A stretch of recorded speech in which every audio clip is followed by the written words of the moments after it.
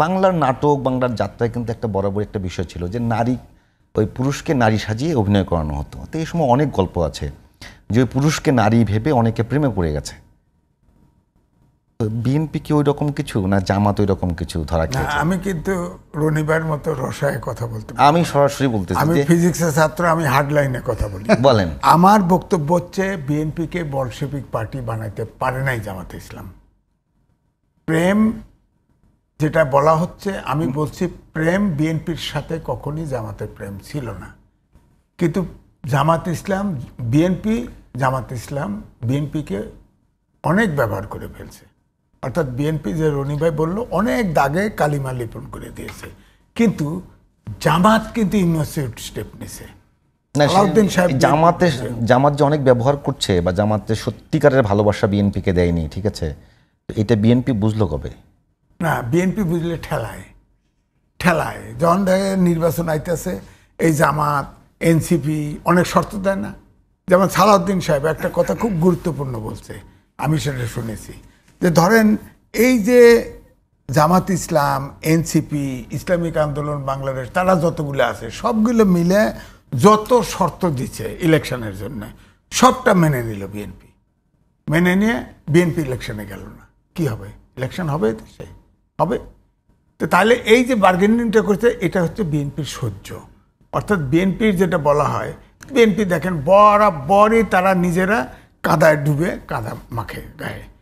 জামাত ইসলাম 300 সিটের নির্বাচনে প্রার্থী দিয়ে ফেলছে, অথচ তাদেরকেও বলে না তারা নির্বাচনের জন্য পাগল হয়ে গেছে, কিন্তু বিএনপি পাগল হয়ে গেছে।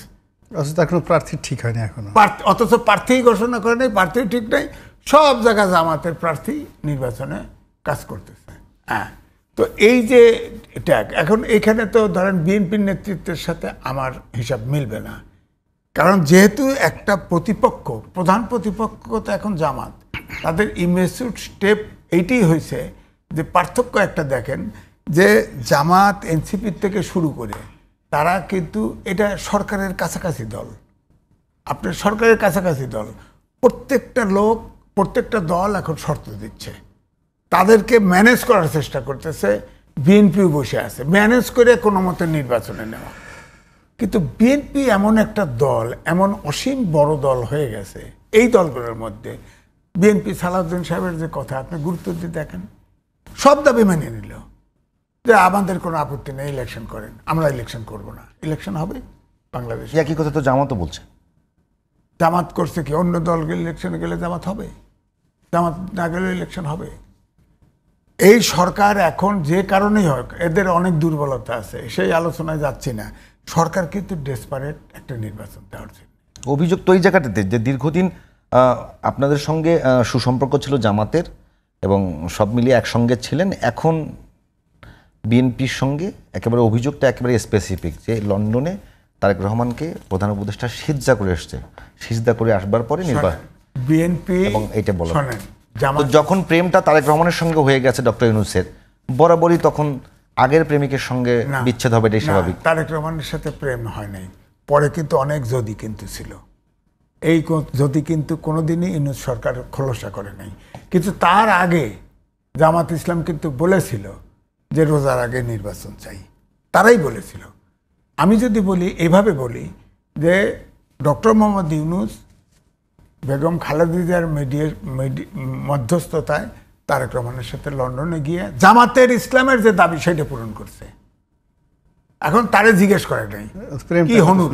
তার মানে প্রেম জামাতের সাথেই আছে এখন পর্যন্ত সরকারের। অবশ্যই বিএনপির চাইতে বেশি বিএনপির সঙ্গে পরকীয়া চলছে। হ্যাঁ, বিএনপির সাথে ওইটাই ভিতর। বিএনপি হচ্ছে কি, আমি বললাম তো, যে দলগুলি এখন আছে আওয়ামী লীগের বাইরে, বিএনপি ছাড়া এই সরকার ইলেকশন দেখ না দেখ যা কিছু করুক, বিএনপি মাইনাস করে কিচ্ছু করার নেই। এখন তারেক রহমানের সাথে আলোচনা করে যে একটা ডেট, তো তখন তো একটা বরফ গলেছিল, রাজনৈতিক অঙ্গনে তো একটা শান্তি বিরাজ করতেছিল, এটা তো সত্য। এখন জামাতে ইসলামকে কেন জিজ্ঞেস করে গেল না, এনসিপিকে কেন জিজ্ঞেস করে ইউনূস সাহেব ওই তবে কিন্তু দিয়েও ওনাদের সাথে বলছেই তো স্পষ্ট। এখন আপনি বলেন, আপনি তো এখন তো সব পরামর্শ দিচ্ছেন, আপনাদের কথা মতোই তো সরকার নিচ্ছে। এই যে গ্রেপ্তার হচ্ছে, বলেন গ্রেপ্তারগুলো হচ্ছে, কবর থেকে মানুষ তুলে পিসাব তুলে মারে ফেলতেছে, পোড়ায় ফেলতেছে, কে পড়েতেছে? বিএনপি কেউ করছে এটা? বিএনপি করছে, অথচ ওখানে ধরে ফেলাইছে সব বিএনপি। তাহলে সেই ফেসিবাদের আওয়ামী লীগের মতো ঘটনা ঘটলো না? আপনি ছবিগুলো দেখেন কারা পোড়াচ্ছে, ভিডিও তো আমার কাছেও আছে, ছবিগুলো দেখলেই বুঝবেন ওখানে গ্রেপ্তার হলো কেমন। ছবি দেখে নির্ধারণ করবেন নাকি হ্যাঁ? তথ্যে বিষয়ে নির্ধারণ করবেন? তথ্য যাই হোক, মাজার বিএনপি ভাঙে? মাজার, মক্তব, মাজার এইসব ভাঙে, যে ভাঙা যে হলো, একটারও ধরা পড়ছে এ পর্যন্ত? একটা ধরা পড়ছে? ধরা পড়েছে সর্বশেষ মানে মাজার যদি ভাঙ্গা থাকে 40 জন, ধরা পড়ছে 26 জন। হ্যাঁ, মানে একটা মাজারে একজনকেও ধরা যায়নি। কিন্তু যারা ওইটাই এই ধরনের, এই যে গোয়ালন্দের যে আপনারা দেখলেন তো, নুরা পাগলা নুরা পাগলা মানে অন্য পীর পীর পীর পীর টাইপ, ওটাকে ভক্তি করতে থাকে। সে মারা গেছে, দাফন করছে, কবর থেকে তুলে আগুন দিয়ে পোড়াই দিছে। কি ঠেকা পড়ছে? কে পড়াইলো?